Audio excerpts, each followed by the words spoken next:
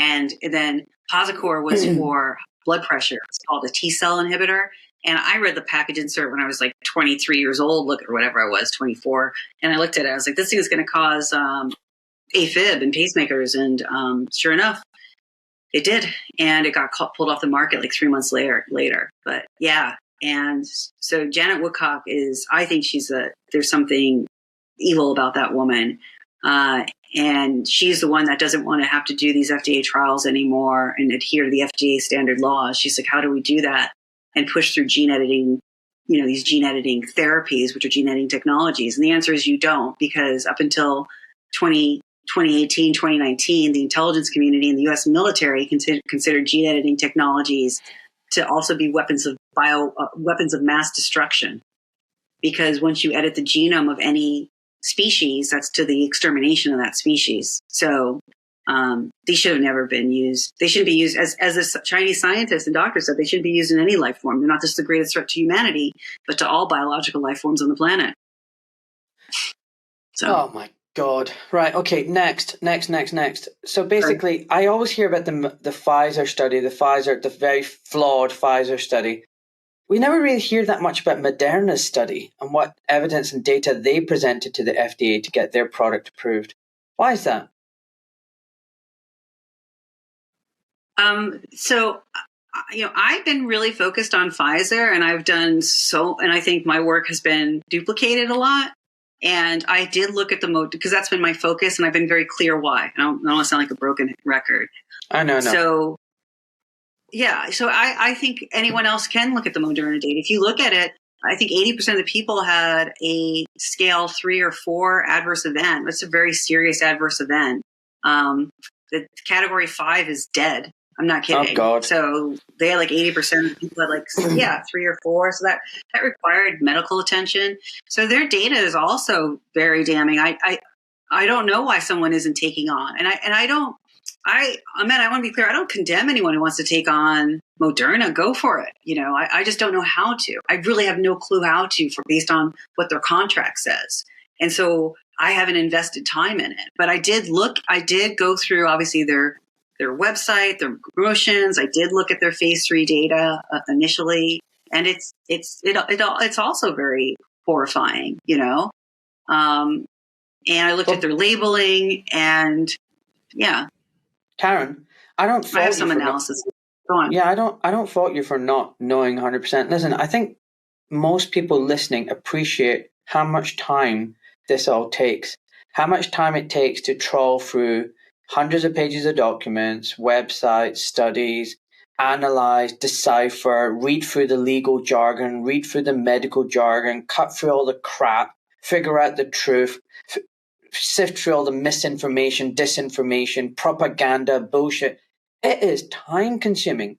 And I want to just take a moment to say thank you to you, because I think people don't really appreciate what you're doing right now.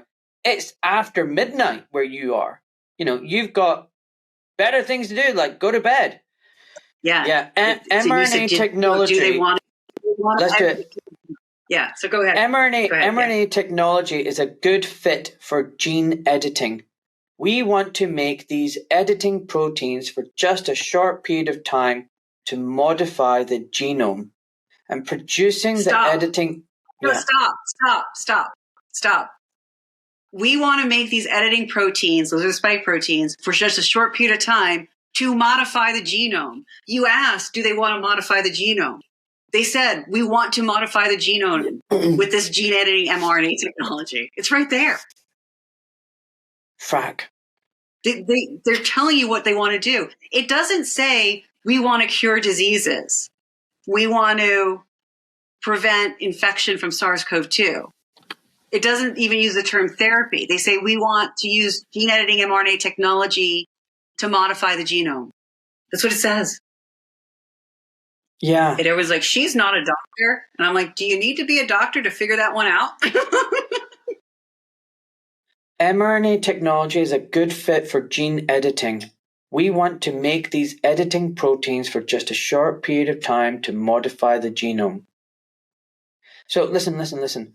Let's play devil's advocate. The devil's advocate is, we're going to create that we're going to change the gene for a little bit of time, for a short period of time, to make this protein to help boost the immune system.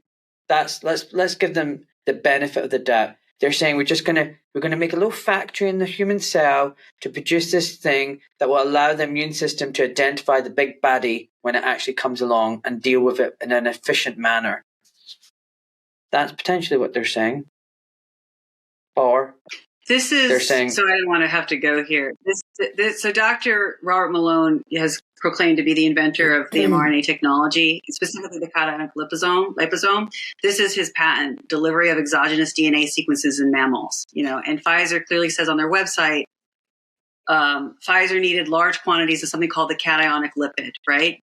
What was the intention of the cationic lipid?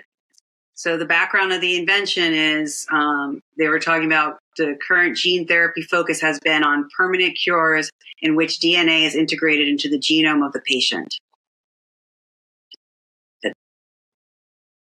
That permanent integration. So that's from Dr. Malone's patent. So it's not temporary. Okay, I know, okay, but let's also now be devil's advocate for this.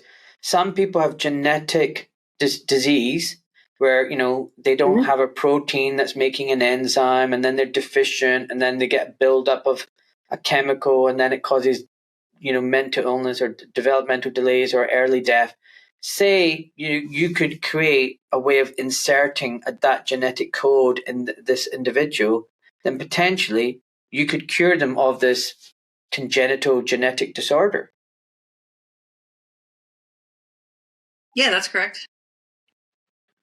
So it could be used in a positive way, this technology.